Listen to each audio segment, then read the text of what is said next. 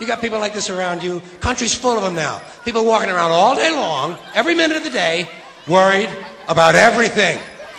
Worried about the air, worried about the water, worried about the soil. Worried about insecticides, pesticides, food additives, carcinogens. Worried about radon gas, worried about asbestos. Worried about saving endangered species.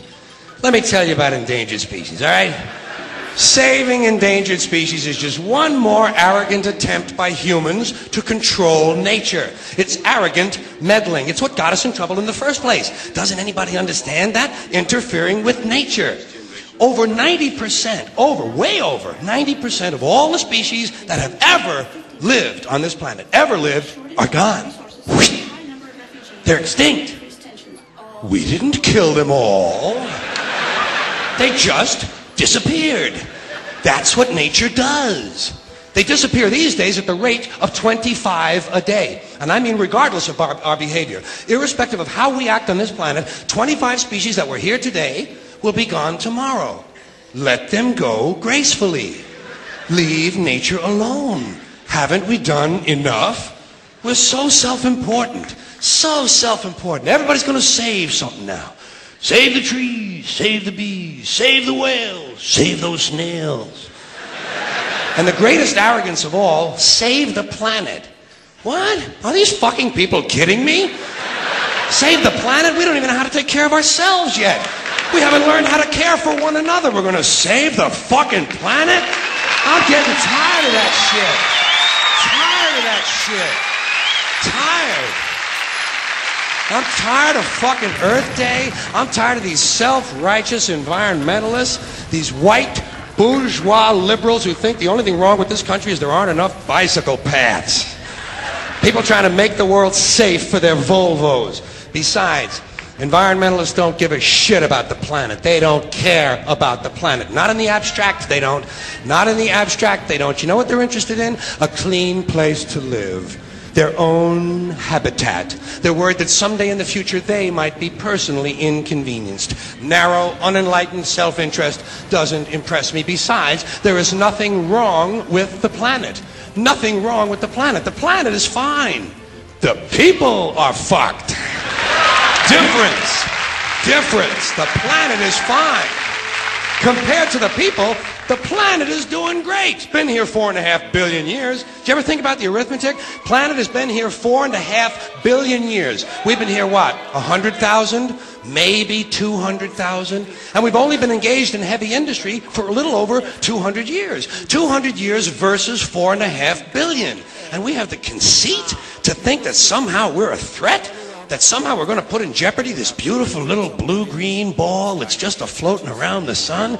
The planet has been through a lot worse than us. Been through all kinds of things worse than us. Been through earthquakes, volcanoes, plate tectonics, continental drift, solar flares, sunspots, magnetic storms, the magnetic reversal of the poles, hundreds of thousands of years of bombardment by comets and asteroids and meteors, worldwide floods, tidal waves, worldwide fires, erosion, cosmic rays, recurring ice ages, and we think some plastic bags and some aluminum cans are going to make a difference?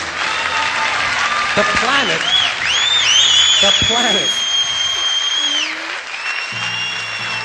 planet isn't going anywhere. We are. We're going away. Pack your shit, folks. We're going away. And we won't leave much of a trace either. Thank God for that. Maybe a little styrofoam. Maybe. Little styrofoam.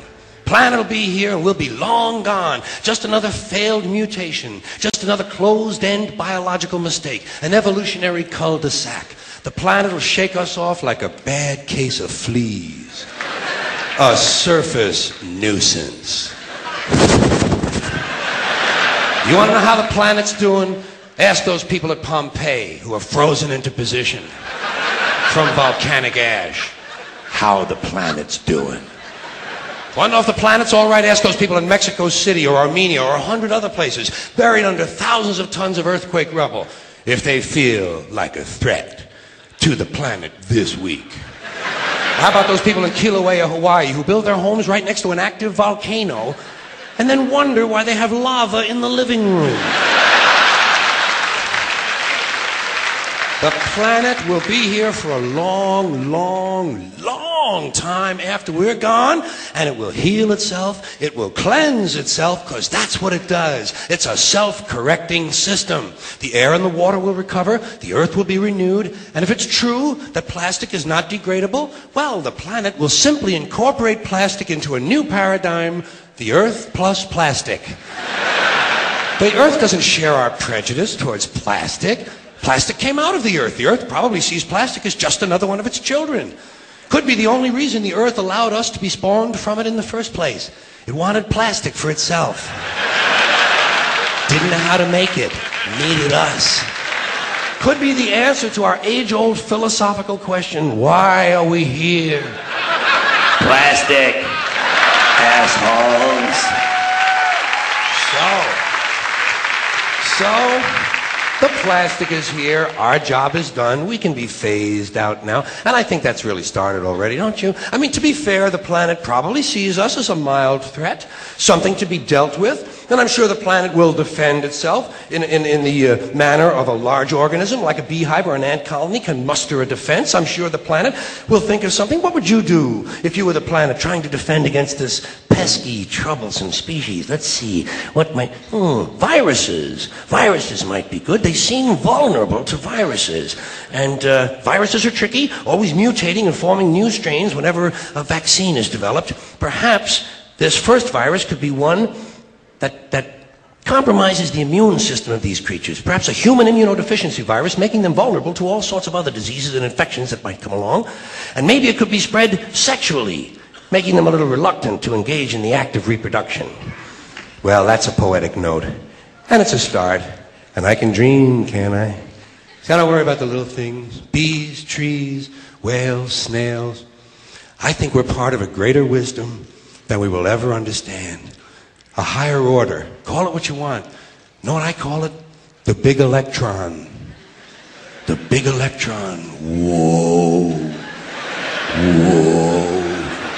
Whoa. It doesn't punish. It doesn't reward. It doesn't judge at all. It just is. And so are we. For a little while. Thanks for being here with me for a little while tonight. Thank you. Thank you very much.